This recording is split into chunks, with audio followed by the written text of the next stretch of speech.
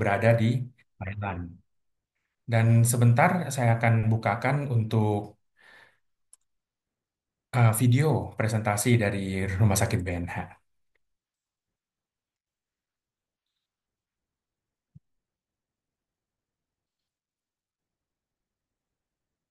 Bangkok, a metropolis seamlessly blending technological advancement with a vibrant tapestry of human life. Beyond the warmth and smiles of its people, the city is world renowned for its pioneering medical expertise. These, combined with the innate Thai dedication to compassionate and meticulous care, has firmly established Thailand as a premier destination for international patients seeking exceptional medical treatment. BNH Hospital, Thailand's first international private hospital, was established in 1898 through the royal patronage of King Rama V and King Rama VI, following a petition by the British Minister and Consul General to Thailand, representing the Western expatriate communities. Initially known as the nursing home, it introduced cutting-edge medical practices and nursing systems from England, serving both Thai and expatriate communities. Over a century, BNH Hospital remains steadfast in its commitment to excellence, evolving into a leading healthcare hub that harmoniously integrates its rich heritage with world-class medical technology, with a team of expert multidisciplinary physicians, nursing staff, innovative treatments, and state-of-the-art medical equipment. As a member of the extensive BDMS network, one of Thailand's largest hospital groups, BNH ensures comprehensive healthcare solutions for every member of the family. BNH Hospital provides high-quality medical and nursing care delivered with warmth, a unique touch of compassion and personalized care. It has been trusted by families for generations, from grandparents to the present, because of its high-quality treatment and genuine concern for everyone's well-being. Every department at BNH is thoughtfully designed to provide specialized care, resulting in precise and highly effective treatments tailored to each patient's individual needs. At Women's Health Center, we believe in transgenerational care for the whole family, from grandmother to great-granddaughter. We provide comprehensive care to women throughout their lives, including family planning, prenatal care, childbirth, with cutting-edge obstetrics and gynecologic oncology treatments, as well as preventive care and treatment for a wide range of complex medical conditions. We build trust and strengthen family bonds at all stages of life by ensuring patient safety and well-being in every experience. Advanced Diagnostic Center, with a team of physicians, takes a holistic approach to health screenings by creating personalized health checkup plans to ensure that each patient receives complete care and tailored recommendations appropriate for their lifestyle. BNH empowers people to live healthier lives by focusing on long-term wellness.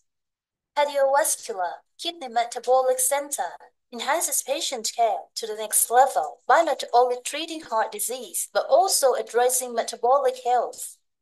The center focuses on caring for patients with heart disease, diabetes, hypertension, and kidney disease. A multidisciplinary team collaborates closely to ensure the most effective treatment by reducing the risks of polypharmacy, prioritizing safety, especially during emergencies, and striving to help you return to a healthy life with your loved ones. At our comprehensive orthopedic center, we provide specialized surgical care for all bone and joint conditions, from the shoulder, hand, and elbow to the hip, knee, and foot. Every joint and bone receives expert attention from our team of highly specialized orthopedic surgeons. Our subspecialty teams utilize advanced techniques with precision, ensuring optimal recovery and restored mobility. Our ultimate bone and joint center takes a proactive approach to bone and joint health, At B&H, we focus on prevention first strategies, holding joint deterioration before surgery becomes necessary. B&H Premier Spine Center is Thailand's first comprehensive spinal care center, providing expert diagnosis and treatment for back pain and spinal disorders. The center offers personalized plans that include medication, physical therapy, and minimally invasive complex spine surgery, which ensures precision, smaller incisions, lower risks, and faster recovery, leading to a quicker return to a higher quality of life. Digestive Care Center specializes in digestive health care, utilizing advanced endoscopy technology, including Japanese NBI technology, AI-driven analysis, and standardized timing. These technologies produce highly detailed and accurate results, facilitating early detection of health problems and effective treatment. B&H Asthma and Allergy Center treats a wide range of allergies, including eye allergies, respiratory allergies, skin rashes, food allergies, asthma, and sinusitis. The center's goal is to ensure that patients have a thorough understanding of their condition and treatment plan, focusing on resolving the root cause of the problem and offering advanced options such as biologic medicine. With a foundation of unwavering strength and a commitment to continuous quality improvement, B&H Hospital has earned prestigious international accreditations, including JCI and HA standards. We are deeply honored by the trust placed in us by generations of families. This enduring bond makes B&H more than just a hospital. It makes us an integral part of your family, dedicated to continuously safeguarding your health through every stage of life.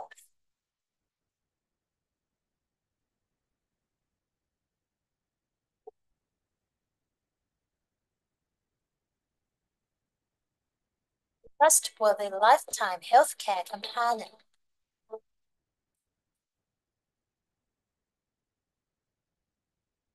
Ya, dan selanjutnya saya persilakan Dr. Ratiwat, Dewa Acarya Ratiwat, chenครับให้แชร์เลยใช่ไหมครับเชิญเลยครับ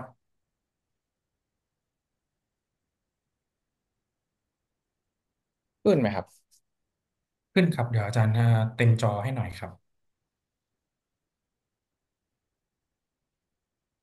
โอเคครับเต็มจอแล้วเนาะเต็มจอแล้วครับ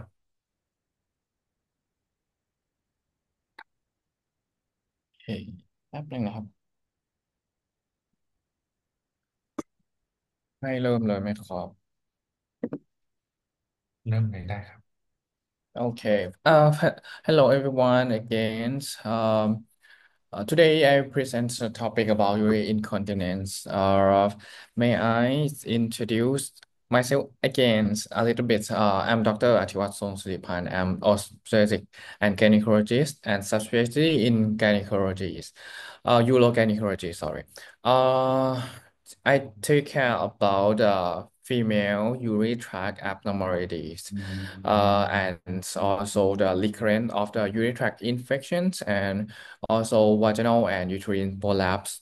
Okay, now in the Women Health Center in the B&H Hospital and speaker of Thai Urogynecologists Association and the co-leader of the Aesthetic Gynecology Conference and the committee of the Thai Society Aesthetic Gynecology.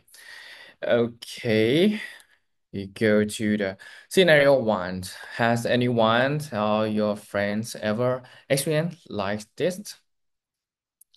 After riding a car for a while and you have to now get your friend to stop to the gas station and then you have to lash out to the cars and go to the toilet and sometimes alive, sometimes the urine leak before you arrive the toilet and make you feel stressed, anxious, and you don't want to feel like I don't want to go traveling again.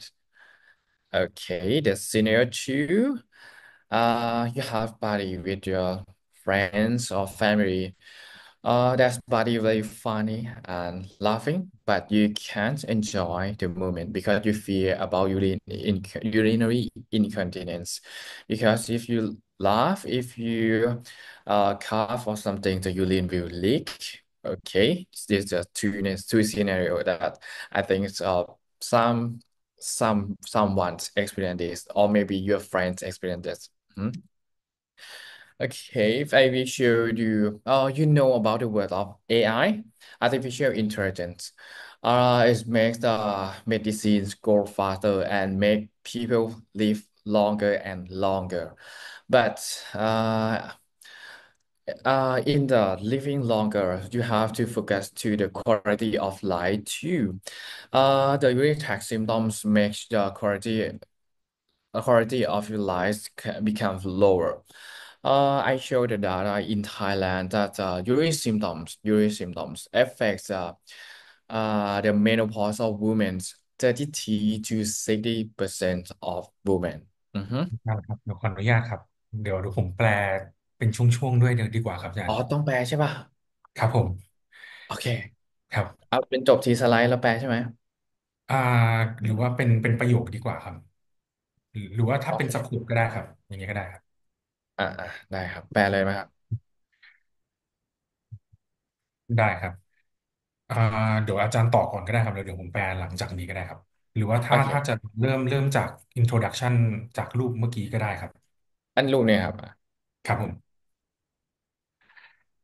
Jadi untuk translation itu di mana dokter tadi membagikan dua skenario. Satu skenario itu di mana kita lagi jalan-jalan, kita dalam mobil dan waktu kita berkomunikasi dan lain-lain, kita berasa ingin buang air kecil.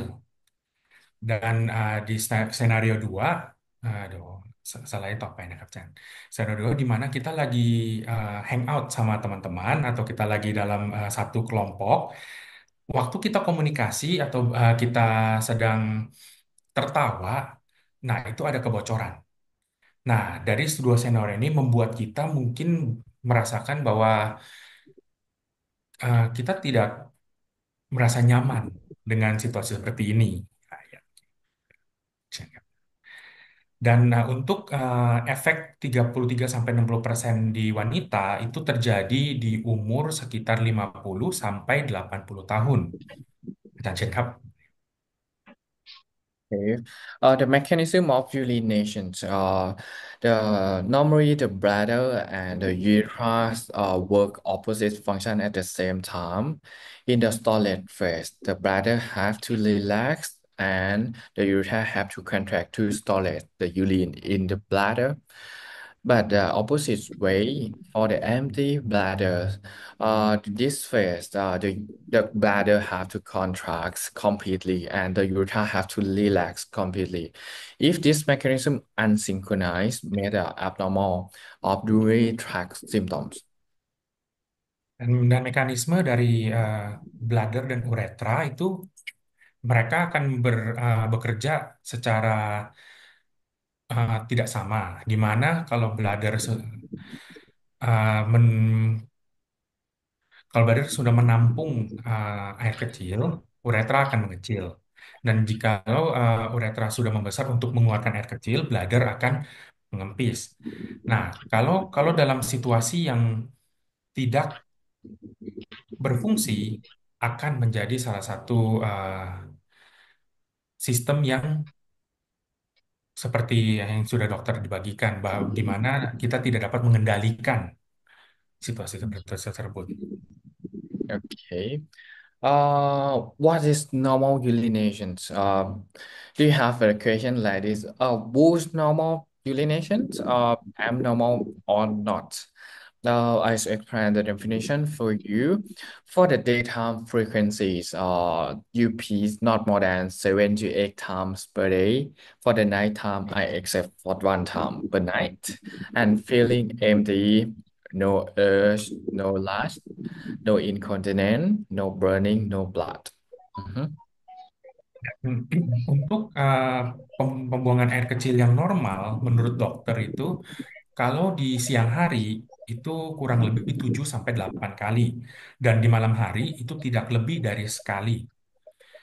Dan perasaan yang kita rasakan setelah buang air kecil itu akan berasa eh, plong, tidak ada seperti pendarahan, tidak ada seperti merasa panas tidak usah ketika kita buang air kecil. For the abnormal symptoms, frequent urination means you pee more than X times per day. It means abnormality. Dan untuk abnormal pembuangan air kecil itu kalau sudah lebih dari 8 kali itu sudah masuk dalam kategori yang tidak normal. For the nocturia is the abnormality symptom too. That I told you about. I accept just one time per night. If abnormal, more than one time per night is abnormal. You have to find the cause of the abnormality because sleep disturbance make you feel like you fatigue at the morning, you headache at the morning, and restless all day. And in the future, maybe you get like a heart disease, strokes, or hypertension. The nocturia or abnormal of sleep, I think it's very dangerous for everyone. Ya, nokturia ini adalah disorder di mana kita buang air kecil lebih dari 1 kali per malam. Itu di mana kita setelah kita mengetahui kondisi tubuh di mana kita sering buang air kecil dalam malam hari, kita harus mencari uh, cause-nya di mana. Dan juga kalau situasi ini kita lalaikan, akan memberikan kita eh, penyakit yang lain-lain seperti tensi darah tinggi atau sakit jantung dan juga lain-lain akan timbul. And then the stress incontinence versus urgency incontinence. In Thai, these two words are very similar and make Thai people confused. But in English words, I think it's okay for the meanings. Then I will go to the first one, stress incontinence. พูดเลยได้ไหมครับ ได้ครับ For the stress incontinence means urine leak during activity. In the picture on the left side, we see the activity like cough, laughing, exercise, heavy lifting. This activity increases the abdominal pressure and then is compressed better. When you was young, the outlet and urethra stronger. Nothing happened if you did activity like this. But now aging, pregnancy, or childbirth, the urethra and the outlet are not strong as the young person. So when the pressure increase in your abdomen, the pressure will win the urethra and cause urine leaks. That is the stress incontinence. Mhm. Oke, jadi jenis-jenis utama untuk inkontinensia urin ini ada dua, tadi dokter bagikan. Yang pertama adalah stress incontinence atau inkontinensia karena tekanan. Yang kedua adalah urge incontinence, di mana inkontinensia karena dorongan mendesak. Yang di slide yang Bapak Ibu ada di sekarang ini adalah stress incontinence, di mana kejadian ini akan terjadi saat di mana kita batuk Mm. atau ada tekanan atau tertawa, di mana akan membuat ini membuat urinnya itu menjadi keluar. Dan dari dokter tadi sudah bagikan di mana untuk eh, usia, di mana usia muda, tekanan seperti ini kita dapat menahannya. Tapi dengan berlanjutnya umur atau umur yang tadi sudah dibagikan 50 sampai 65 tahun itu kadang-kadang kekuatan untuk menahan ini akan menurun. Chen Kapur. Okay, like this boy and them in the picture. Okay, we go to the urgency incontinence. Is that different? You feel like urgency is mean like you have to last, you have to strong to go to some things like that. This one you will feel like strong need to urinate now. You can delay, you can control the better contract so much, and sometimes you can't arrive to the toilet and the urine leak before you arrive, and especially at the front of the door of the toilet, or and another situation when you take off the underwear, the urine will leak. This condition we call overactive bladder. Oke, jenis-jenis yang kedua adalah urgency incontinence atau inkontinensia karena dorongan mendesak. Ini dari mana? Ini perasaan buang air kecil yang sangat mendesak. Itu eh, bahkan terkadang sampai tidak dapat tepat waktu sampai kita sampai di toilet. Dan juga ketika kita membuka eh, celana atau yang lain-lain, itu urinnya akan keluar. Nah, ini adalah dorongan mendesak di mana kita tidak dapat menahan urin untuk supaya tidak keluar sebelum waktunya. Okay. For this condition, the overactive bladder or the urgency incontinence, in the normal people can contain urine in the bladder about 400 cc, but in this patient, in this condition, just contain 100 to 200 cc. They have to pee, and the feeling of the very strong to urinate is like the capacity of the bladder decreased.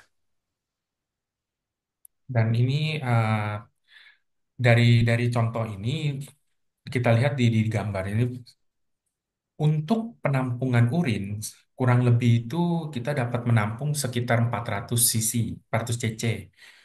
Dan di contoh ini wanita ini cuma dapat menampung 100 cc dan perasaannya sudah harus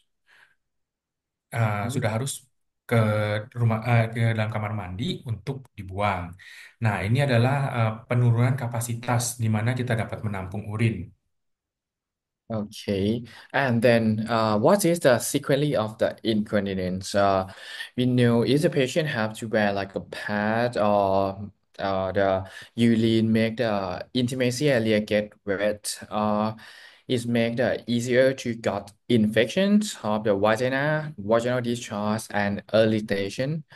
And I told you about the frequency urination, nocturia, incontinence, makes all of condition, all of symptoms disturb the daily activity, disturb sleep, disturb mood, disturb self-esteem, and also the relationship between you and your partner.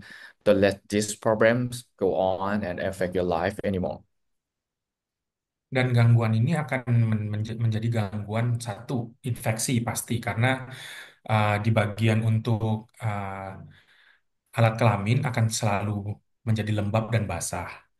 Dan dua, itu akan terjadi pasti, kita akan terganggu dari jam tidur.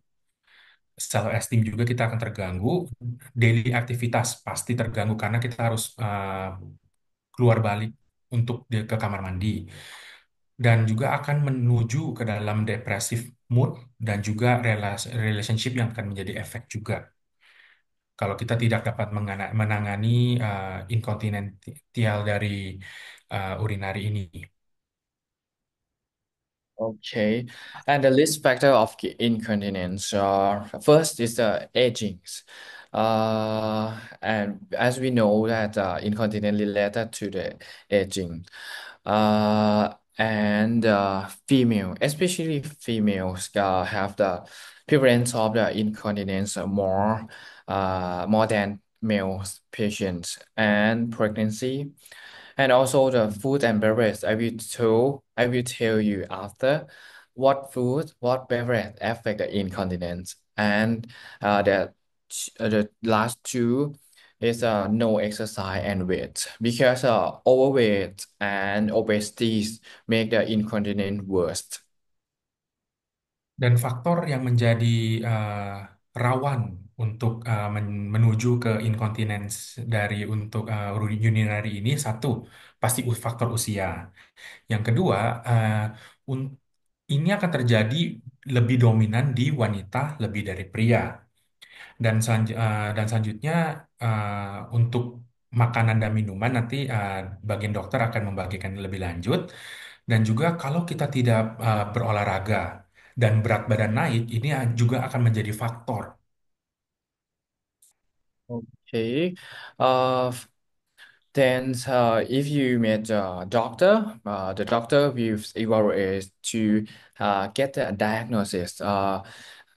The doctor will take the history, take the physical examination, urine testing. Maybe some patient have to ultrasound, and the last one is the record, the intake and output of drink and water, and also the urine, we get the pee, and also incontinence. After we finished all of data, we go to the diagnosis.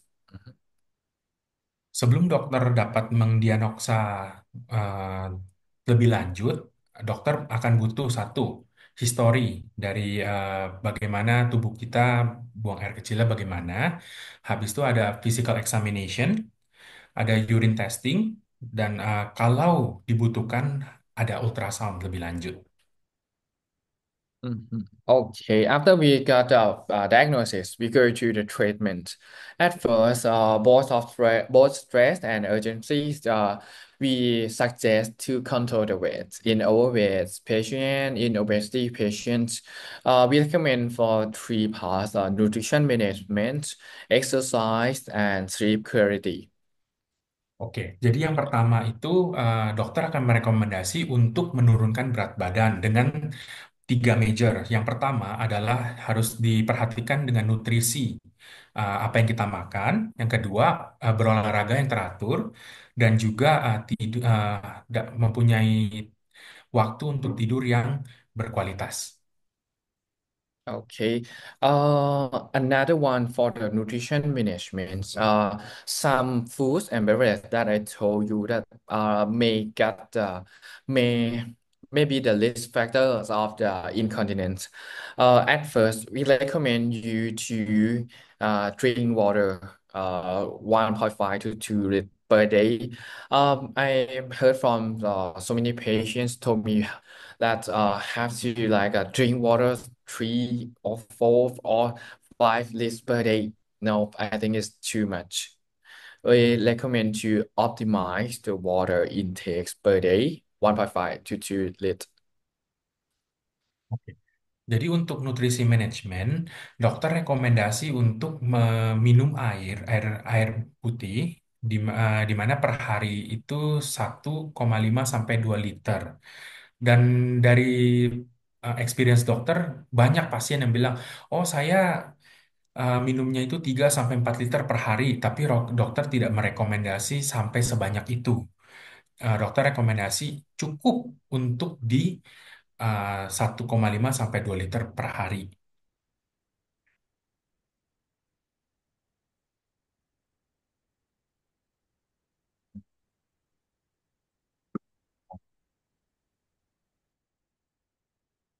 Okay.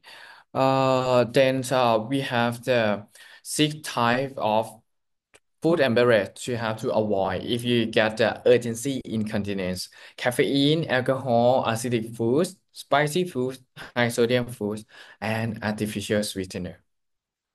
Oke, jadi untuk ketika kita sudah mempunyai uh, inkontinensial untuk urin, ada 6 macam makanan dan minuman yang harus kita halangi ya. Yang pertama itu kafein, yang kedua alkohol, yang ketiga itu makanan yang berupa yang memiliki kandungan asam yang tinggi, yang keempat itu makanan yang pedas, yang kelima sodium tinggi, yang keenam itu adalah gula yang artificial. Mhm. Okay, the third procedure for the incontinence, the pelvic floor muscle training. I'm not sure you know about Kegel exercise, the same one. We recommend you to do is the it's the first part that you, if you have like the symptom that the incontinence, you have to do this one. This is the good conservative procedure. To make the pelvic floor stronger, that you can control your bladder. I recommend you to do for the treatment and prevention also. Uh, 50 times per day, 4 to 5 days per week. Dan untuk treatment dan kita dapat lakukan secara langsung itu kita dapat melakukan muscle training 50 kali per hari dan durasinya 4 sampai 5 hari per minggu. Mhm. For the medications, on the left side, we have two types of the drugs for urgency incontinence. Okay, antimuscarinic drugs and beta-3 agonists. We normally take the history, underlying disease, and give you the side effects of the drug, and we share decision making for choose the treatment for the drugs. On the light side is the local estrogen we use for the incontinence, both stress and urgencies, but we use only in the menopausal women. Dan untuk medikasi, khususnya untuk di mana wanita yang sudah masuk jangka waktu menopause, kita eh, merekomendasi untuk memberikan medikasi di mana entry muscarinic drugs atau obat anti muscarinic dan B3 agonis. Dan kalau untuk obat yang dapat dibeli secara langsung itu, kalau di sini itu kita bilangnya lokal estrogen. Okay. This one is a paper from last year, 2024. It's a record of the research about the conservative treatment for stress urinary incontinence. You see the graph on the left side, is the possible do nothing. On the right side is very good one. If the procedures that near on the right side is very good, like a electrical stimulations, radio frequencies, or biofeedback. Okay. And the last one that you see, pelvic floor muscle training, is the middle of the outcome. Okay. Dan ini adalah research dari tahun lalu, di mana kalau kita lihat di dalam graf ini, di mana waktu ada tekanan itu seperti yang IS itu adalah dipakaikan tekanan seperti listrik sedikit, itu memacu untuk uh, urinarinya itu akan menjadi bocor, kurang lebih seperti itu. Mhm. Okay. In BNH hospital we have the Termivar. Termivar is the monopolar IF. We see that nearly on the right side of the paper. Dan di Rumah Sakit BNH kita ada punya fasilitas untuk pengecekan yang dinamakan Termiva. Itu yang bisa kita lihat alatnya kurang lebih yang seperti di kanan. Mhm. Okay, so another one is the PIP. PIP is a pellet-rich plasma. We collect your blood and then we centrifuge to get the plasma. And the plasma is this one is the is the yellow ones of the plasma. There are so many growth factor, and I will inject under the urethra to support the urethra. When you cough, you laugh, the stress, the abdominal pressure increase. The urethra can prevent the urine leaks by stimulate the collagen, by stimulate the supporting urethra by PRP. And this is a paper that the outcome after inject 2 times, 90% improvement after injections. Dan satu cara lagi untuk mengatasi stres incontinence ini dapat dilakukan dengan cara PRP atau palate rich plasma, di mana kita akan injeksi untuk PRP ini dan membuat otot itu dapat dikendalikan, di mana saat kita kita tertawa atau kita ada tekanan, ini akan menahan urinari supaya tidak keluar. Mhm. Okay, we go to the surgery for stress incontinence. At first, the first procedures are very old one is pre-vaginal sling. We harvest the slings by the your abdominal fascia. At this one, we incise to the abdominal wall incision for 8 centimeters. And then we harvest the fascia at the abdominal, and then we use this one to support the urethra. This is the old one, good outcome, but you have the wound incision at your abdomen. Oke, jadi untuk metode operasi ini adalah salah satu metode itu dinamakan pubovaginal sling, di mana operasi ini harus ada pembedahan dan kita akan masukkan funnel system incision ini dengan panjangnya kurang lebih 8 cm ke dalam uretra kita dan ditutup. Di mana ini adalah metode yang sudah lama dan akan meninggalkan bekas luka di abdomen kita.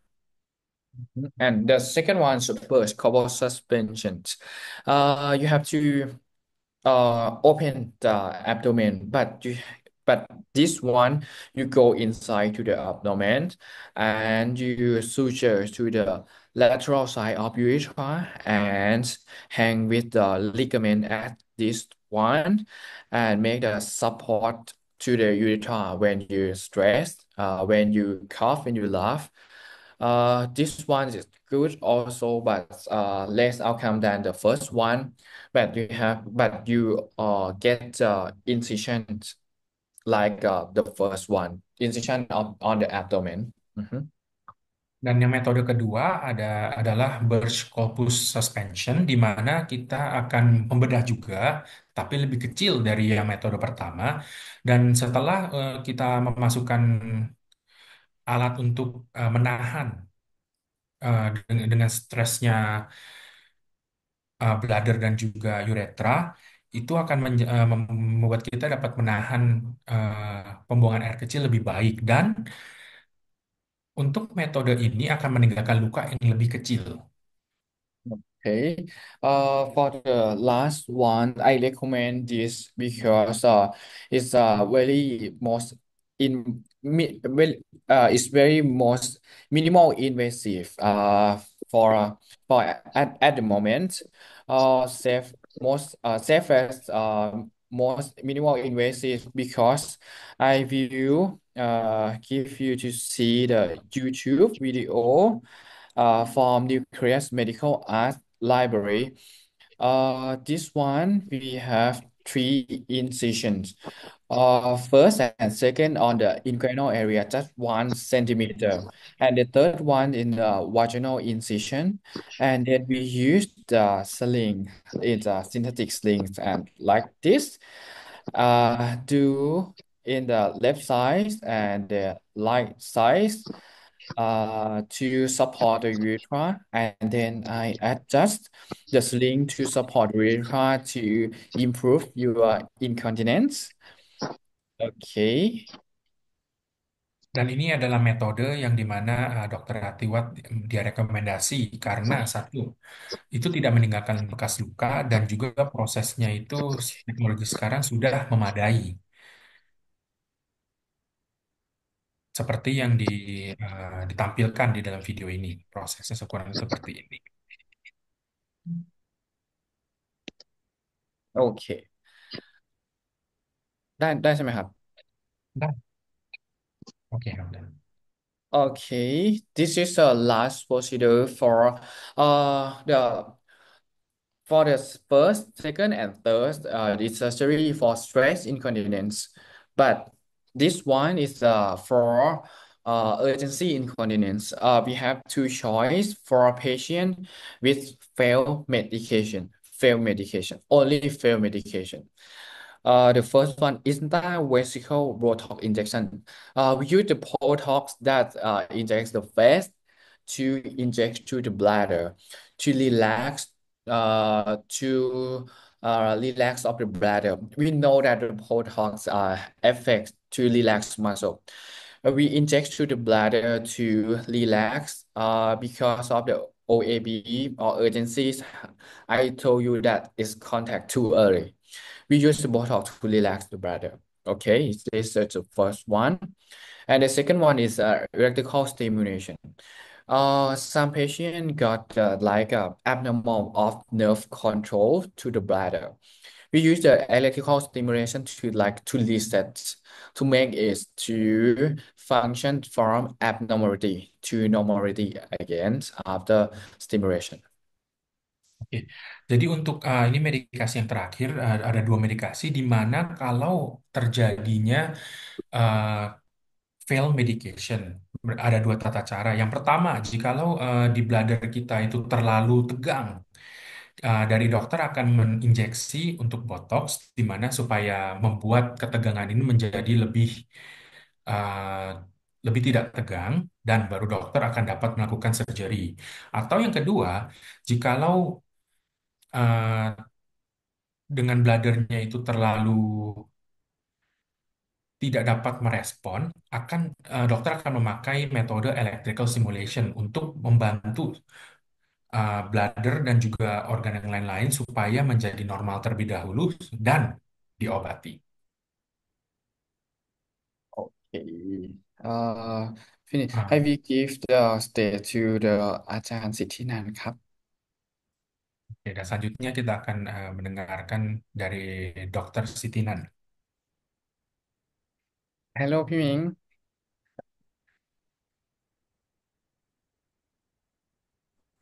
ครับสวัสดีครับ Hi good morning selamat pagi everyone I will show my slide now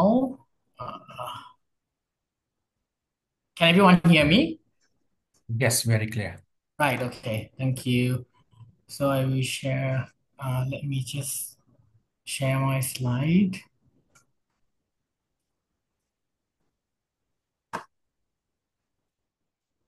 okay can you see it now Yes, เอ่ออาจาร right ย์เต็มจอได้ไหมครับอันนี้เต็มยัง โอเคเยี่ยมเลยครับผมเต็มแล้วครับ Right, okay. Okay, so hi, good morning again. Selamat pagi, everyone. So my name is Dr. Sithanan Thanintranon, or you can call me Dr. Ming. I'm a reproductive medicine and gynecologic laparoscopy specialist at BNH Hospital. And I specialize in menopause or female hormones as well. So what we're going to talk about today is the menopausal transition in women. เดี๋ยวอาจารย์เว้นให้ผมแปลด้วยนะครับอาจารย์ตอนที่ได้เข้าเนื้อหาครับได้ครับขอบคุณครับไปเรียนเนาะ ครับผมเอาเลยครับอาจาร Okay. ย์บอกต่อเลยก็ได้ครับ Right. So we can understand your female body. So first of all, your female body goes through various stages of life, including puberty, potential pregnancy, and also menopause. Ya, yang pertama, topik yang pertama itu di mana kita harus memahami tubuh kita sendiri, di mana tubuh wanita mengalami perubahan sepanjang hidup di masa pubertas, masa subur, dan masa menopause. And the female body is also adapted for the role of nurturing and supporting pregnancy and also childbirth. And after the fertility period, what happens after that? That's what we're going to talk about today. Dan tubuh wanita itu dirancang untuk kehamilan dan persalinan. Dan setelah itu bagaimana kita akan diskusi untuk hari ini. Right. So, what is menopause? Some of you may ask. Menopause is actually a natural process. It's a natural transition. It's not a disease. Unless it happens early, then it's a disease. Normally, menopause starts from the age between 45 to 55 years old in female. Ya, dan eh, mungkin dari kita bertanya, dan apakah itu menopause? Menopause itu adalah transisi natural, bukan penyakit, dan umumnya terjadi pada usia 45 sampai 55 tahun. And the common symptoms that you may experience, or those who are experiencing menopause, are hot flashes, night sweats, vaginal dryness, mood changes, and also sleep disturbances.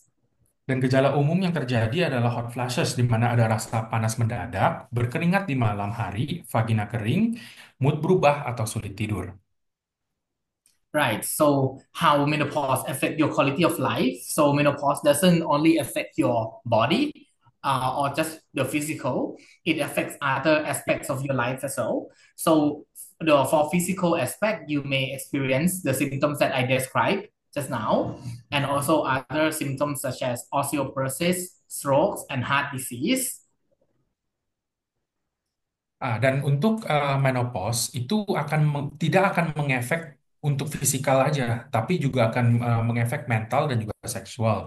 Dan dari fisikal itu akan efek di mana satu yang sudah dibagikan, di mana vagina kering dan lain-lain, dan juga ada osteoporosis, dan lebih lanjut laginya itu akan ada tensi darah tinggi dan juga ada penyakit jantung juga.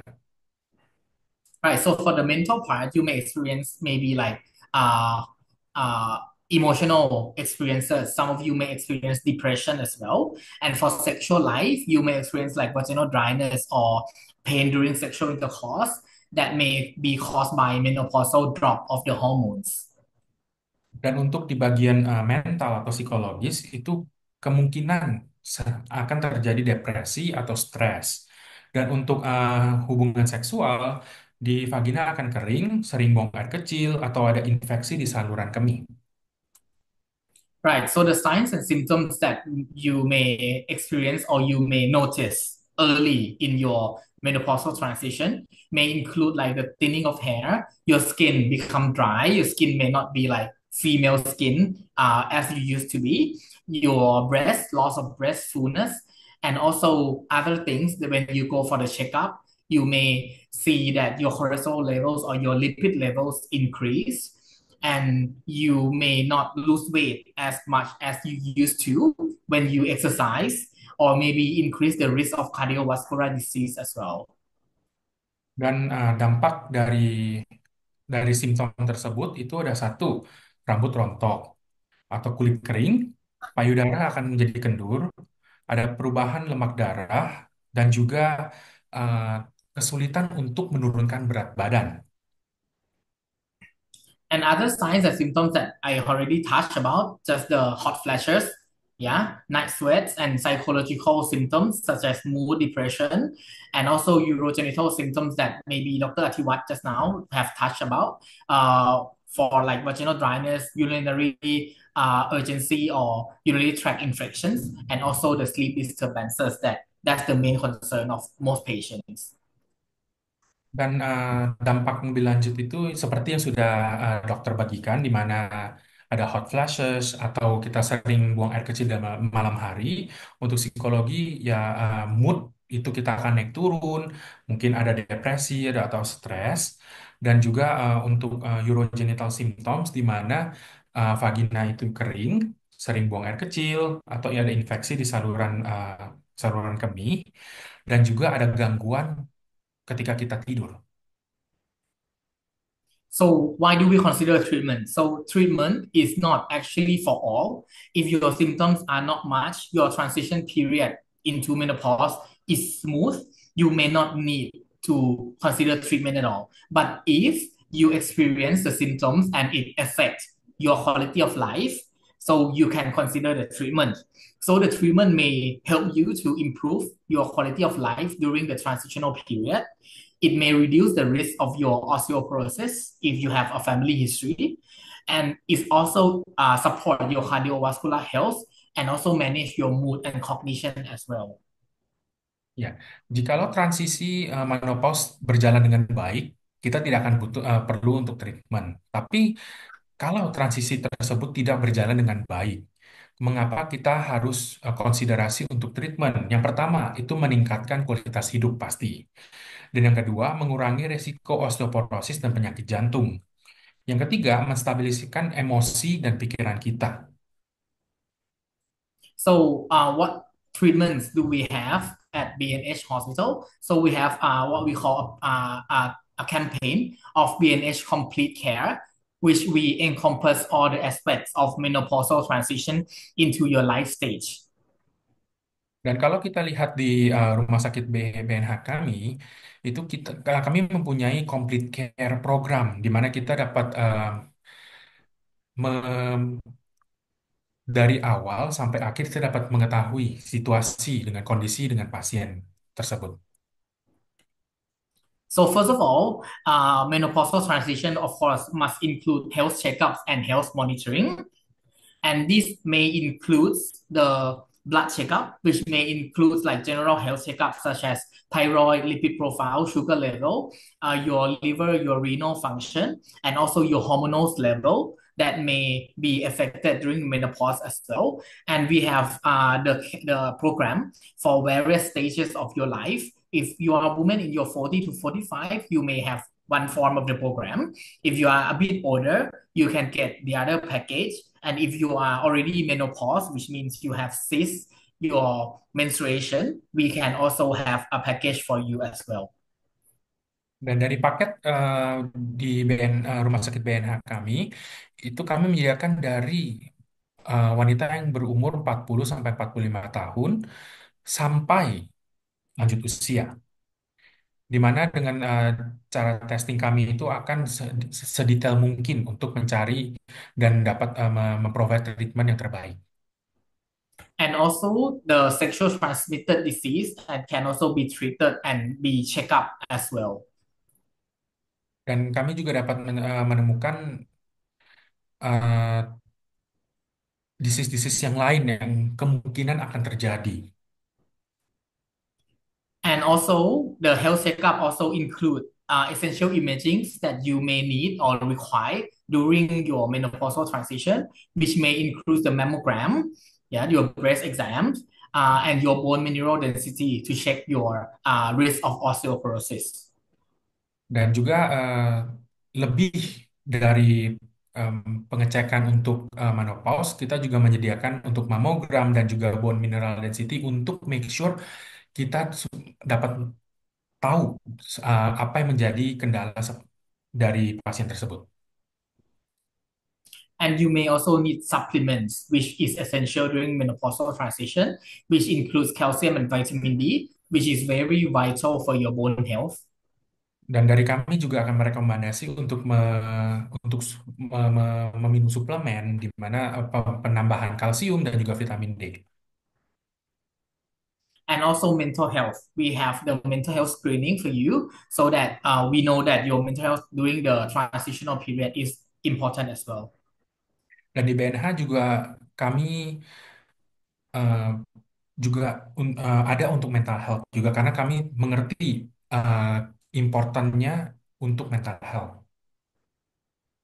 And also, we also have lifestyle and holistic support. So the nutrition, as I mentioned earlier, we have the dietitian to talk about your diet and to help you help with the changes of your diet to cater to the disease that you are in.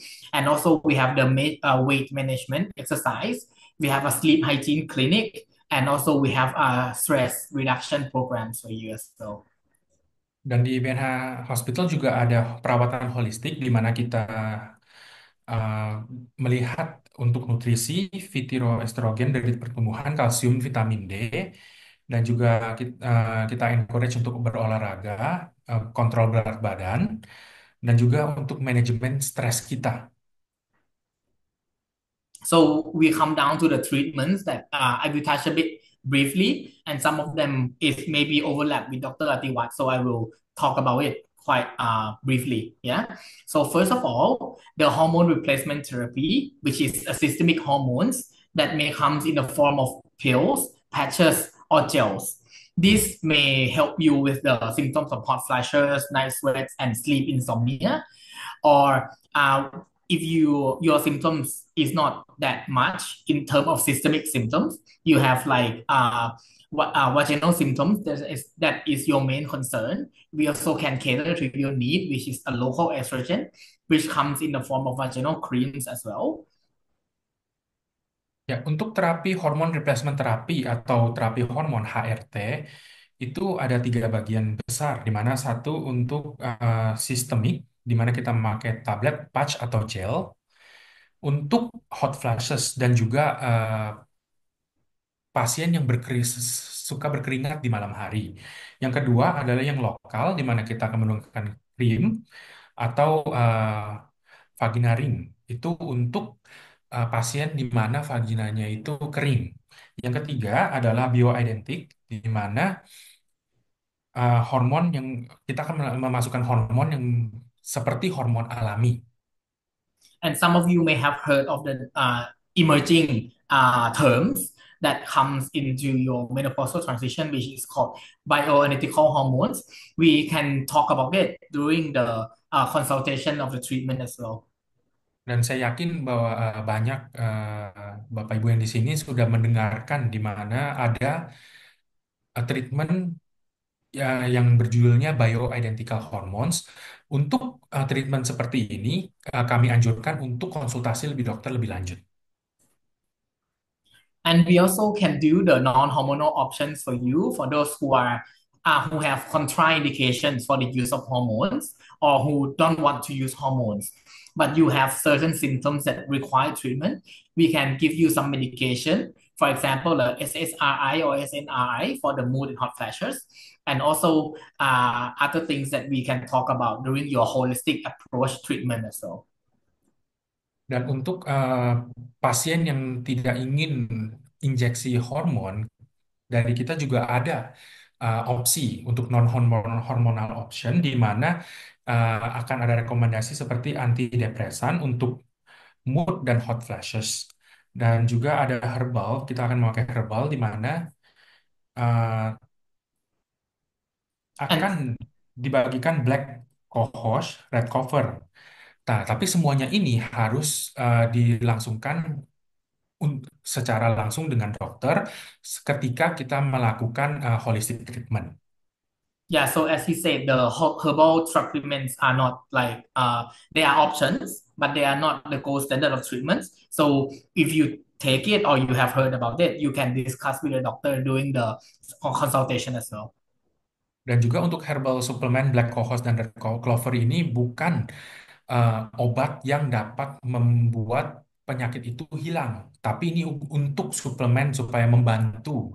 Dan semuanya ini dosis dan lain-lain harus rekomendasi dengan dokter. And the newer and emerging treatments that have been talked about in the recent years, but some of them may not be available just yet. For example, the tissue selective estrogen complex for those who can't take progestin, for example, those who may have like a history of cancer or whatsoever, and also the DHEA vaginal therapy for the local symptoms of the vaginal dryness. That's a newer and more safer emerging treatments. And also, what that is available, and we have it for at B&H Hospital, is the GSM therapy, which Dr. Atiwat may have talked about. So we have the laser therapy or the RF therapy, and also we have the management of vaginal rejuvenation. Ya, dan untuk metode yang baru, ada beberapa metode. Yang pertama adalah TSEC atau Tissue Selective Estrogen Complex, di mana hormon khusus untuk yang alergi progesteron. Dan DHEA untuk mengatasi yang vaginanya kering. Dan untuk metode yang ada di Rumah Sakit BNH yang sudah dibagikan dengan Dokter Atiwat tadi, itu adalah metode GSM, di mana singkatan dari genitourinary syndrome of menopause, di mana menggunakan treatment menggunakan laser. So, and also we also offer the vaccination for your life stages as well. And we can talk about it during your consultation when you come into the hospital as well. Dan dari kami juga ada complete vaksin care, di mana dianjurkan tetap untuk mengkonsultasi dokter terlebih dahulu. And so for the PRP, I think Dr. Tiwat talked about it already, is the blood correction. So I'm gonna go about it briefly. So we take your blood, we centrifuge, of course, and then it does help with your sexual health in terms of the GSM mainly. So it can be injected into your vaginal area to improve your vaginal function and to increase the blood flow and also enhance sensitivity and lubrication. And also it helps with the urinary incontinence that Dr. Atiwa talked about just now. Ya, dan metode yang selanjutnya seperti apa yang sudah Dokter Atiwat bagikan, di mana PRP kita akan mengambil sampel darah dan kita akan proses dan kita akan injeksi kembali di area vagina, dan ini akan membuat pemacuan untuk sexual health yang lebih lebih baik di kedepannya. So the key benefits of the PRP, it enhances the lubrication, so it improves your sexual health, it increases sensitivity and improve vascularization. And the most important thing that is not hormonal treatment, so it's practically very safe because it's your own blood. Dan untuk treatment PRP ini bukan injeksi hormon karena kita ambil sampel itu langsung dari tubuh pasien. Dan untuk benefit dari teknik PRP ini, satu, meningkatkan kelembapan dan sensitivitas, dan juga sirkulasi darah akan lebih baik. And other PRP treatments that we offer at the hospital is for endometrial PRP. That's for when that's not for menopausal transition. That's for women who want to have kids and may have experienced like failure of like transplantation during the ICSI treatments. And also ovarian PRP. That's for women who have low ovarian reserve and want to have kids as well. These are the other two applications of the PRP that we have in BNH Hospital. Dan dari Rumah Sakit BNH juga masih ada dua opsi untuk uh, wanita yang ingin mempunyai anak. Kita juga menyediakan dua metode, yaitu endometrial PRP dan juga ovarian PRP. And lastly, we have the Thermiva, which is a radio frequency machine that can help you with the bladder control, sexual function, dryness, and also it improves your epithelialization or vascularization.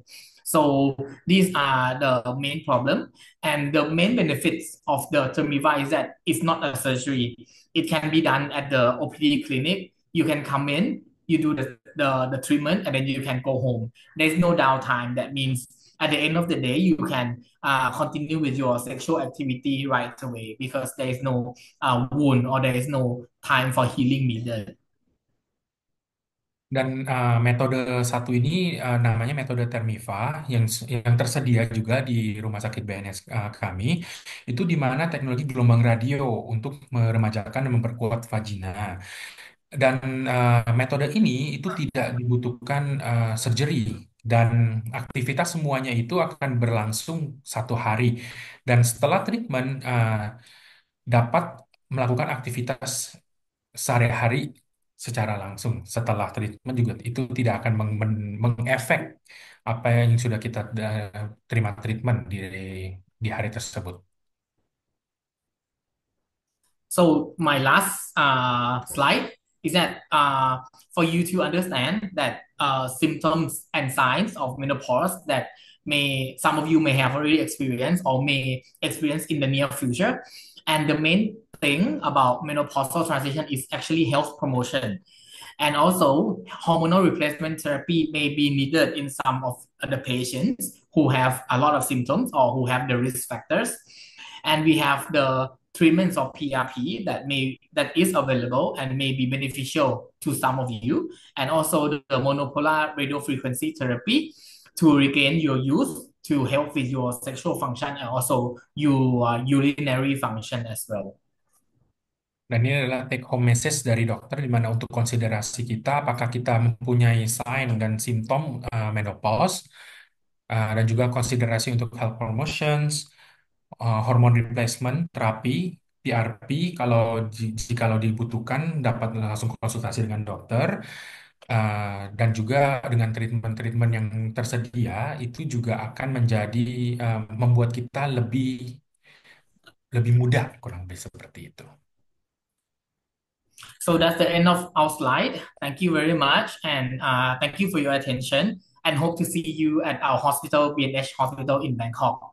Terima kasih. Thank you.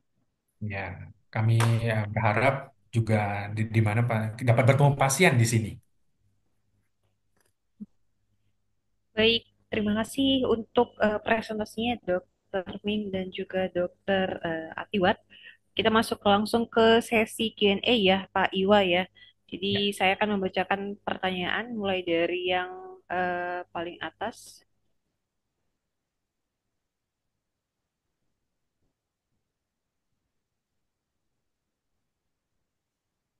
Baik, ada pertanyaan dari Rahma, usia 39 tahun asal kota Kalteng. Pertanyaan, apakah kondisi bisa ditangani dengan olahraga atau dengan tips tertentu, misalnya menyedikitkan minum air malam hari? Silakan Pak Iwa mungkin bisa ditranslate.ครับอันนี้เป็นคำถามจากคุณคนคนไข้ชื่อรัชมานะครับอายุ39ปีเอ่อคำถามเขาถามว่าแล้วการที่เราปัสสาวะเล็ดจะสามารถรับมือด้วยการหนึ่งออกกำลังกายแล้วก็เอ่อการจิบน้ำน้อยๆได้ไหมครับ Okay. At first, you have to evaluate about the urinary incontinence. We have to separate to the urgency or stress. Uh, but both both of the incontinence, you can use the conservative management first, like to control the drink, the amount of the water intake, and the second one is the pelvic floor muscle training that I told you about. If you contract the pelvic floor, that you can to if you the pelvic floor stronger, you can control your bladder. Normally I evaluate to the after you practice like a strong practice like a disciplined regular practice, regular trainings. I will evaluate after 3 months. If is the response, if good response, okay, you can continue the pelvic floor trainings like lifelong is okay.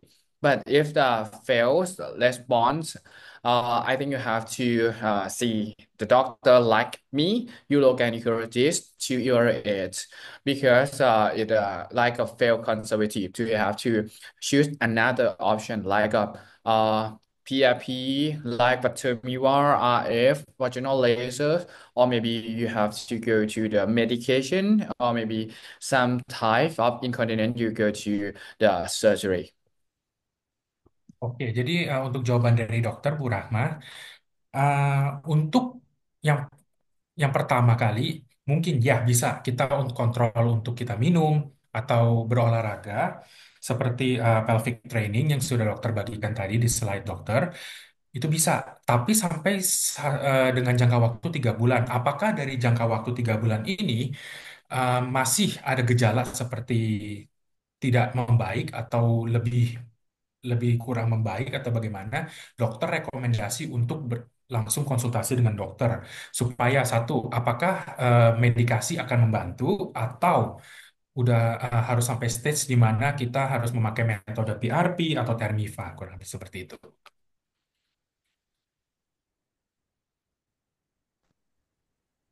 Baik, Ya. sudah terjawab ya untuk Ibu Rahma. Selanjutnya pertanyaan dari Sandra, usia 49, asal kota Kediri. To prevent hot flush, is it recommended to take estrogen pills? On the other side, it was mentioned that this kind of supplements will increase the probability of cancer in women. Please give your medical opinions, Doc. Oke, Oh, oke. Apa so yang the question is regarding the estrogen pills. Is that correct? yes. The question is like to prevent hot flush. Yeah, Recommended to take estrogen pills. yeah. On the other side, estrogen pill will cause the cancer for All women. right. Okay. So Okay. what? So that is partly true in terms of if that's why in during menopausal transition, health promotion is the main key because you have to check other the diseases that pre-existing conditions that you have. If you have contraindication for the treatment, for example, if you have pre-existing breast cancer, pre-existing uterine cancer or whatsoever, that's the contraindication for the hormonal treatment. And it's safe to say that the newer hormones, supplements, or the newer hormones regimens that we have available nowadays is more or less quite natural. Yeah. So that means the risk of increasing cancer is lesser than previously in the past, or not at all. If you don't have those pre-existing cancers or pre-existing conditions. So you will have to evaluate before taking the hormones, and also you will be checked annually during the treatment. So it's quite safe to say that if you can follow the regimens and you can follow the health checkups, it's quite safe to use and it won't cause cancer if you follow the regimens. Oke. Is that clear? Untuk translation, uh, jadi kalau untuk taking estrogen pills dari teknologi yang sekarang itu sudah memadai, di mana itu tidak akan menuju untuk penyakit kanker, dengan catatan kalau pasien tersebut atau orang tersebut tidak mempunyai histori cancer yang sudah terjadi lebih dahulu.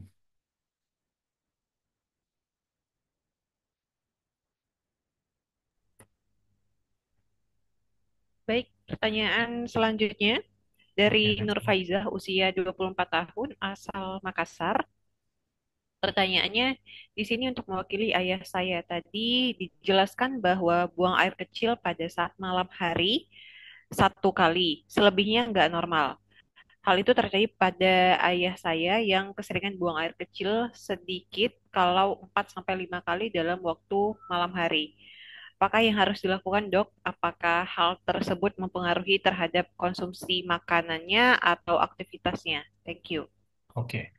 อันนี้คำถามon behalf ให้กับคุณพ่อของคนที่มาเข้าร่วมนะครับว่าคุณพ่อของเขาเนี่ยชอบปัสสาวะตอนกลางคืนอย่างน้อยอ่ะต้องมี4 ถึง 5 ครั้งแล้วเราต้องทำยังไงได้บ้างแล้วเราต้องปรับพฤติกรรมยังไงได้บ้างครับประมาณนั้นครับอาจารย์ Oh, okay. Normally especially in the female patient, but I can recommend for the males just a little bit. At first, you have to evaluate about the total of the water intake that I tell you about 1.5 to 2 liters per day. If you drink water more than to maybe get effect on the nocturia. And the second one, you can evaluate about before bedtime using water. I recommend to suspend the water before go to bed 3 to 4 hours before go to bed.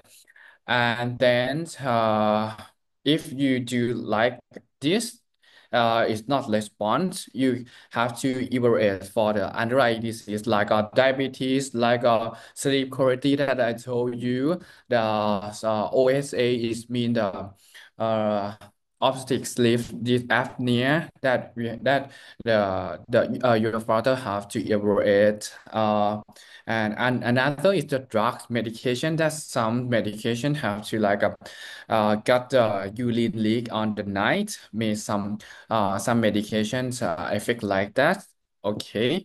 I recommend first to evaluate to do the water intake first, and then to investigate for the another underlying disease like DM, like diabetes, like OSA, sleep quality, and some medication also. Oke. Jadi untuk rekomendasi dokter, yang pertama kita harus diagnosa dulu. Mungkin bisa untuk adjustment dengan supaya Bapak tidak minum air di malam hari terlalu banyak dan coba monitor dulu. Satu, dua, kalau sudah dimonitor dan masih eh, berkali-kali untuk buang air kecil dalam malam hari, mungkin harus dengan medikasi dan medikasi seperti ini harus eh, kontak dokter secara langsung dan juga di rumah sakit BNH kami ini ada spesialis untuk urologi juga di mana kami yakin untuk pria dan wanita itu akan berbeda status dan kondisinya. Jadi kalau ini untuk ayah, bapak, lebih baik konsultasi dengan urologis karena bukan cuman karena kita minum air terlalu banyak, tapi itu kemungkinan juga akan ada sesuatu kemungkinan. Jadi lebih baik konsultasi dengan dokter lebih lanjut. Baik, semoga terjawab ya untuk pertanyaannya. Selanjutnya ada dari Nila Manik, usia 46 tahun, asal Tebing Tinggi, Medan. Menopause bisa bikin panas dingin dan mood berubah. Apakah ada yang bisa dilakukan agar menopause bisa dikurangi atau ditunda agar kita para wanita nggak cepat menopause? Terima kasih.โอเคครับคำถามต่อไปนะครับจากคุณนิลาอายุ 46 ปีอ่าคำถามว่าถ้า menopause ทำให้มีอาการ hot flashes แล้วก็อารมณ์ขึ้นลง มีอะไรบ้างนะครับที่จะสามารถชะลอ menopause หรือเอ่อทำให้ menopause ตรงนั้นนะมันเกิดขึ้นช้าที่สุดเท่าที่ทำได้หรือว่ายับยั้งให้มันไม่เกิดอะไรเงี้ยครับเป็นไปได้ไหมครับ Actually, as I talked about, menopausal transition is a natural process. So everyone eventually will get into menopause. So there's no way to stop. There's no way to delay, but there is just a way to live with it and live with it well. So that's the main question, and that's the key thing.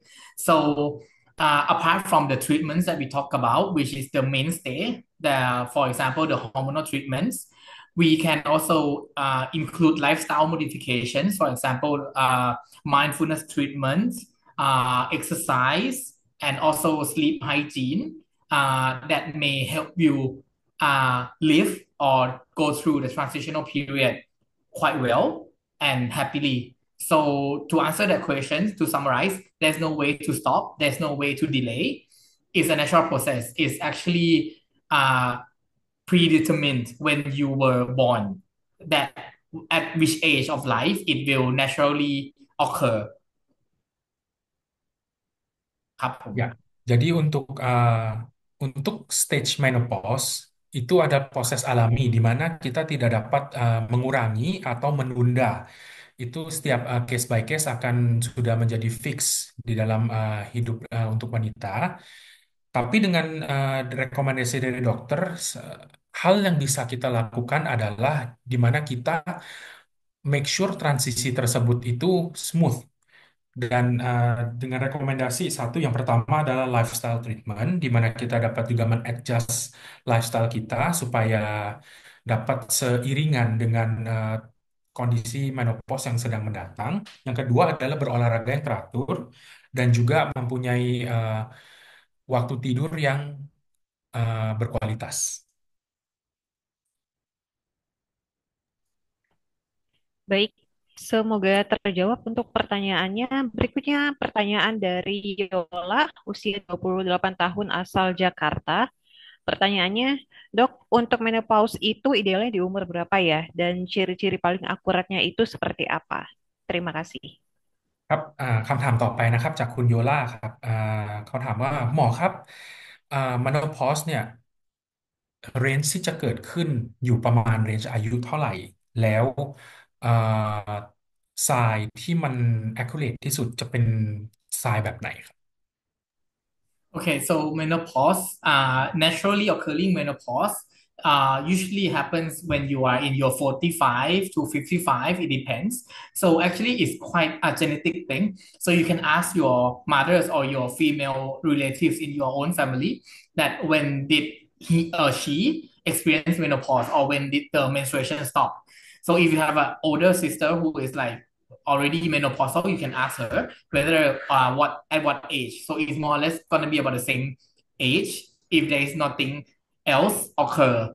And the most accurate signs, it depends on, it's vary from person to person. So some person would experience this kind of hot flashes. That's the main thing. And some may experience other things such as insomnia. So these two are mainly the main concerns or the main chief complaints that the patients come to the hospital during the menopausal transition. Jadinya untuk ideal umur untuk mendapat menopause ini kurang lebih itu 45 sampai 55 tahun. Di mana kita dapat cross check dengan orang tua atau dengan saudara, dengan kakak yang di umur tersebut, apakah kurang lebih durasinya sama yang terjadi. Yang pertama, yang kedua, ciri-ciri gejala yang sering terjadi, yang paling sering terjadi itu yang pertama hot flashes, gejala panas, merasa panas, dan yang kedua itu insomnia. Ya, ini mau. Baik, semoga terjawab. Untuk pertanyaannya, berikutnya ada dari Karin, usia 38 tahun, asal Manado. Pertanyaannya, izin bertanya untuk wanita seusia saya yang belum menikah, apakah ada risiko menopause bisa datang lebih cepat dari usia 45 ke atas dan apakah bisa dilakukan preventasi agar bisa mendelay menopause mulai ketika usia 60-an? Terima kasih.คำถามต่อไปนะครับจากคุณที่ชื่อการินอายุ38ปีนะครับอ่าผู้หญิงที่ยังไม่แต่งงานจะมีแนวโน้มที่จะมี menopause เกิดขึ้นเร็วกว่าอายุ45หรือไม่แล้วจะมีวิธีไหนที่จะให้ menopause เนี่ยเกิดขึ้นหลังจาก60ได้บ้าง Okay, actually, uh, menopause occurs to everyone. Doesn't matter if you are married, if you have sexual intercourse, or if you have children or have kids.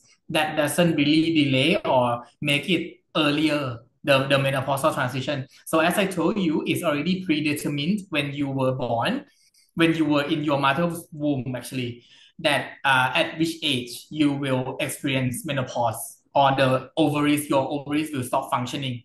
So you cannot actually delay the menopausal transition. It will happen eventually, and it will happen at its own time, at its own pace. You cannot stop it from happening. To delay it to 60, there is no way to do it, and it's not actually advisable to do it because otherwise, some people may take hormones or may take the oral contraceptive pills during their 40s and finish taking until 60. So you still bleed every month, but then it's not natural, it's from the pills. So you may experience the side effect of the pills that is not wanted. For example, deep vein thrombosis or stroke or whatsoever. So you shouldn't take those medication for the sake of delaying the symptoms and the transition of the menopause. อาจารย์แล้วถ้าเป็น OTC อะครับ OTC คืออะไรครับอ๋ออันนั้นอ๋อ OTC โอเค tissue ใช่ไหมOTC or ovarian tissue cryopreservation, that is a new technique that has been talked about recently, and we have it available at our hospital as well. So the OTC is actually taking your ovarian tissue from your ovaries and then freeze it, just like for more or less like when you freeze your oocytes for delaying your pregnancy, but this is taking the tissue itself.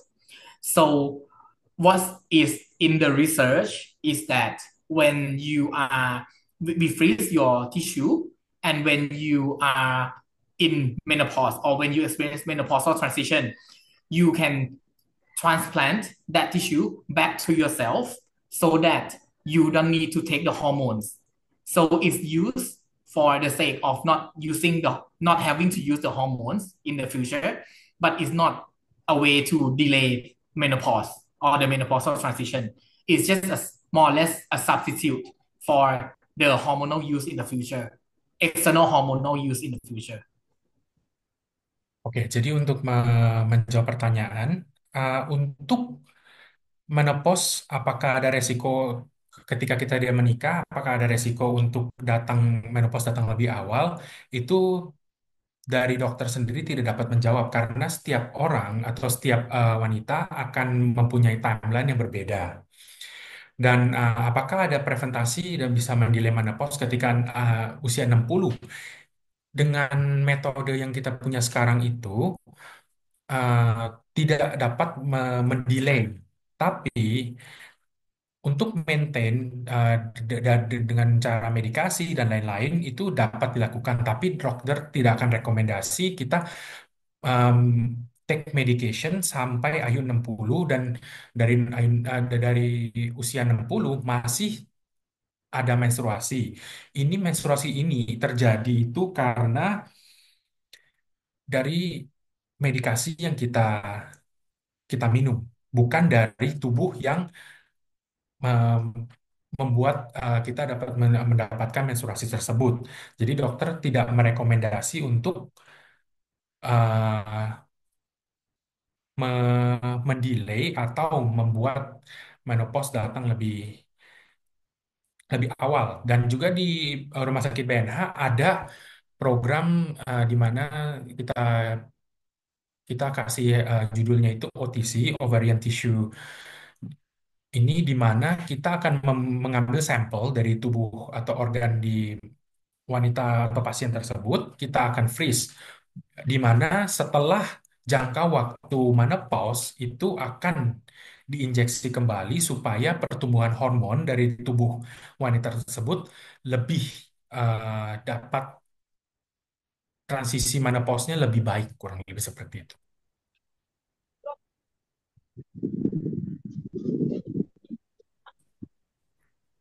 Baik, semoga terjawab. Ini pertanyaan tambahan, apakah hormon ini bahaya untuk buat badan gemuk? Yang OTC ya, Bu ya. Ya, Oh, oke.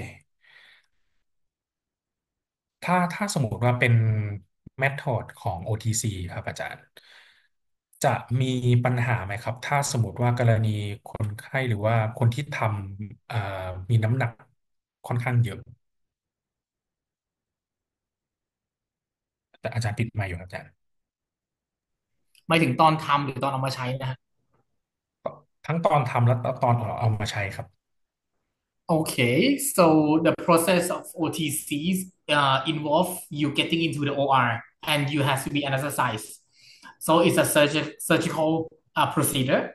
So if your weight is more than normal, then it's the risk of surgical procedures and anesthesia. So that's as for your BMI, which is increased if your BMI is a lot more.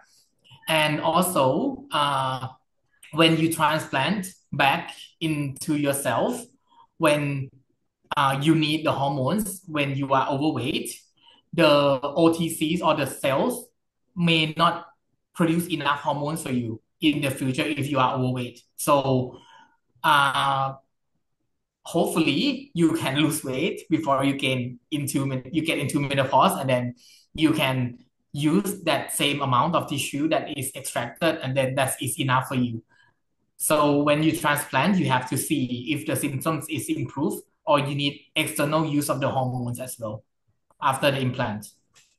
Oke, jadi untuk pengambilan sampel itu uh, yang menjadi perhatian dokter itu di mana kalau overweight atau berat badan lebih dari standar itu cuma di meter di uh, operasi dan juga obat bius. Tapi untuk injeksi setelah uh, menopause itu akan terjadi, kalau mempunyai berat badan yang lebih, akan mengefek di mana hormon itu tidak akan mencukupi. Nah, dari sana, kalau ada rekomendasi dokter sebelum masuk proses untuk menopause, lebih baik berat badannya diturunkan, kurang lebih seperti itu.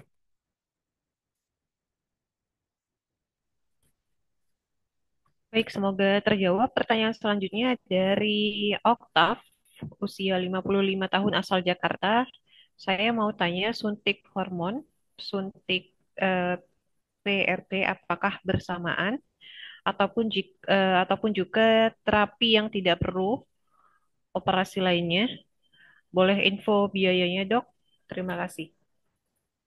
Kalau untuk biaya mungkin bisa ditanyakan lebih lanjut dengan tim kami ya. Baik, mungkin pertanyaan yang untuk suntik hormon dan PRP itu apakah bersamaan ya, Pak? Oke, ya.คำถามต่อไปนะครับคุณออกตาฟอายุ55ปีครับเขาถามว่าการที่เราฉีดฮอร์โมนเข้าไปแล้วก็ฉีด PRP จะสามารถฉีดพร้อมกันได้ไหมฉีดฮอร์โมนฉีดอันนี้คือฉีดหมายถึงเมโนพอสป่ะครับ ใช่ครับใช่ Oh, okay. So for the HRT or hormonal replacement therapy, there's no injectable option. There's no injectable. The injectable hormones that we use nowadays are only for contraception. So there is no injectable hormonal replacement therapy. So the hormonal replacement therapy nowadays comes in the form of oral, patch, and gel, and also the vaginal tablet. So you don't have the option of the injection. So if your question regarding the PRP, if you use the PRP injection, you mean into the vaginal area, you can use other form of hormones concurrently. It doesn't matter you don't have to stop using the hormones while you do the PRP. Dari sisi dokter itu tidak ada injeksi hormon dan hormon itu akan didapatkan melalui tablet dan lain-lain bukan berdasarkan injeksi. Jadinya untuk penyuntikan PRP dengan taking hormon dapat dilakukan secara bersamaan.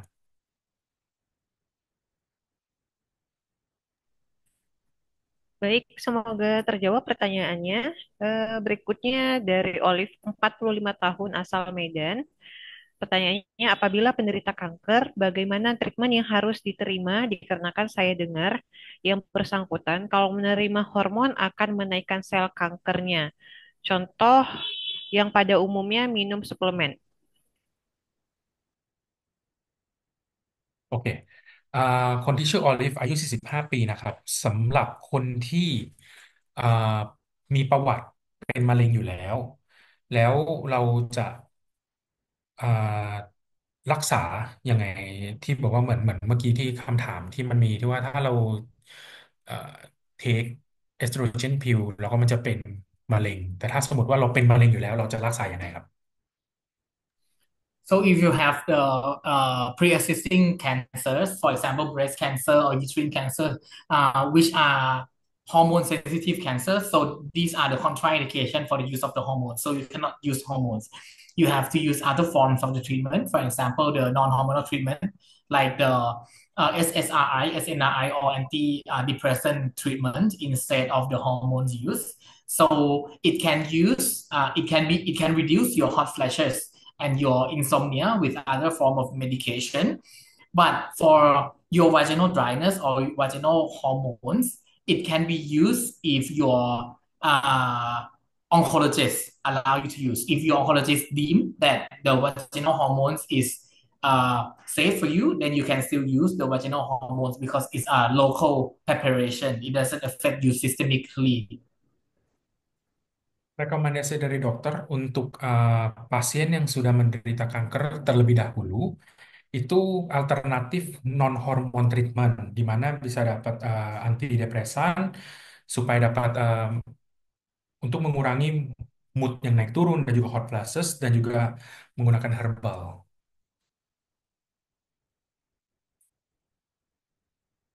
Ya. Baik, semoga terjawab untuk pertanyaannya. Berikutnya dari Nur Faizah, usia 24 tahun, asal Makassar. Pertanyaannya, apakah dengan keputihan yang berlebihan, seperti bau tak sedap, kadang terjadi iritasi seperti gatal, apakah akan memberikan dampak yang besar terhadap organ kewanitaan? Dan apa yang harus dilakukan jika hal tersebut terjadi? Thank you, dokter. อ่าคนไข้ต่อไปครับอายุ24ปีครับเอ่อถ้าสมมติว่าร่างกายมีอาการที่หนึ่งคือมีกลิ่นตัวแล้ว เหมือนว่าชอบคันตามตัวนะครับจะมีผลอะไรที่จะเป็นผลต่อออร์แกนของผู้หญิงหรือเปล่าครับแล้วก็ถ้าสมมติว่าเกิดขึ้นเราต้องทำยังไงได้บ้างครับอายุเท่าไหร่นะครับ24ครับ24ครับอ๋อ so if you have rashes, right? Rashes and itchiness and the body odor, that is that the question? กลิ่นตัวใช่ไหมครับ ใช่ครับกินตัว Okay, so if you are 24, of course, you are not in menopausal transition. You may consult with your dermatologist first because you have the rashes and you have the itchiness, so it can be some form of the skin conditions. Otherwise, it can be a form of other medical conditions, for example, liver disease or whatsoever that can cause the itchiness, the systemic itchiness. So I would recommend you to consult with the internal medicine doctor or firstly dermatologist first to exclude the dermatological conditions. Oke, yang pertama yang harus dilakukan minta konsultasi dari dokter kulit terlebih dahulu karena dengan umur yang sekarang belum memasuki tahap menopause. Dan kalau setelah dokter diagnosa dan lain-lain dan dapat di prevent yang lain-lain dan masih merasa belum apa itu namanya dan masih belum masuk ke tahap menopause dan itu semuanya sudah tertangani, berarti itu adalah bukan dari hormon untuk menopause. Tapi kalau masih belum, dianjurkan untuk konsultasi dengan dokter lebih lanjut. And Mungkin and mungkin yeah, izin saya sorry, revisi another one. sebentar ya. Pertanyaannya ya, izin ya. So I think the question is regarding about um, he has a if we have a discharge and it smelling and sometimes it can be irritation like itchiness. Is it gonna be affected with a big organ in our female organ and what to do for that? Thank you. Okay. I think the question is like a genital odor. For the genital odors, normally I will advise the patient about you have to evaluate for the pelvic examination first to see the vaginal discharge, vaginal infections. If that is the infection, we have to give the antibiotics if the and the medication to subside the infection to decrease the vaginal odor. And if the exam was normal, okay, another one that I have experienced to take care of the patients is from the sweating.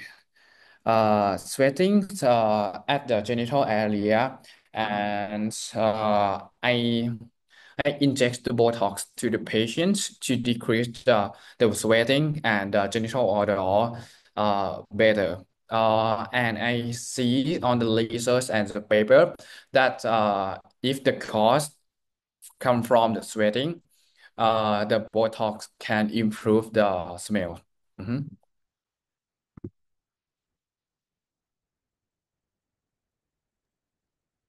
Ya, tolong dibantu. Tadi saya masih. Jadi jawaban dari dokter tadi kepada Nur Faiza bahwasannya disarankan untuk melihat dokter ginekologis untuk melakukan check up terlebih dahulu agar bisa diketahui apa penyebab dari masalah bau dari organ dan dari sana baru bisa diketahui apa masalahnya. Terima kasih.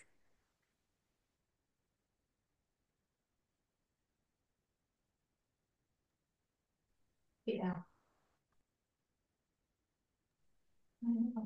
Ya. Baik, mungkin pertanyaan terakhir ini penuh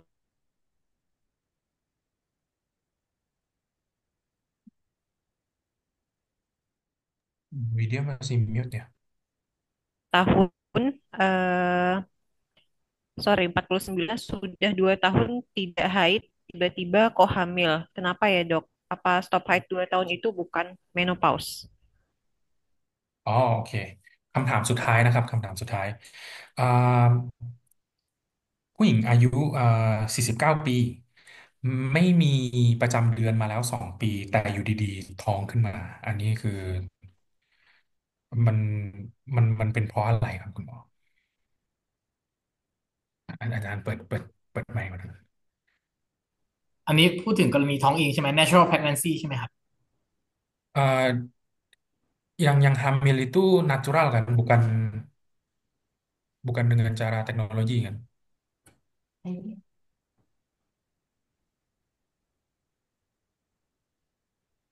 เนี่ยนะครับรอคุณตอบก่อน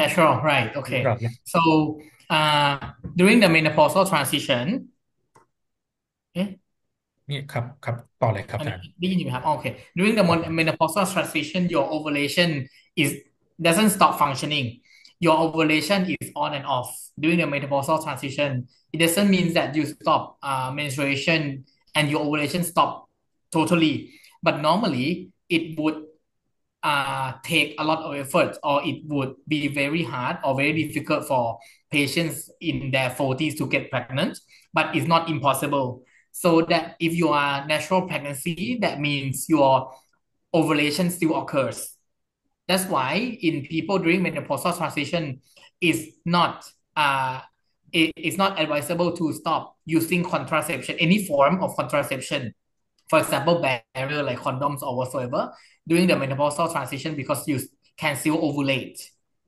It doesn't mean that your ovary stop functioning in terms of the ovulation yet, but it is less likely for you to get pregnant. So if you don't want to get pregnant in your 40s, you need to still use the contraception in any form. Ya, jadi dari menurut dokter, walaupun menstruasi sudah tidak berlangsung, tapi dengan ovulasi itu masih berlangsung. Jadi potensi kemungkinan untuk hamil itu masih ada. Jadinya dokter rekomendasi kalau memang dengan ovulasi masih berfungsi dengan baik seperti ini, untuk untuk seksual bisa dapat memakai bantuan yang lain seperti kondom dan yang lain-lain, kurang lebih seperti dari point of view dokter.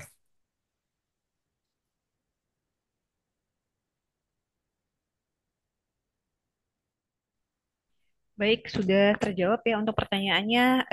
Tidak terasa kita sudah berada di penghujung acara. Terima kasih sekali lagi kepada Dr. Atiwat dan Dr. Ming. Thank you for today, Dr. Ming and Dr. Atiwat. Thank you so much for your share.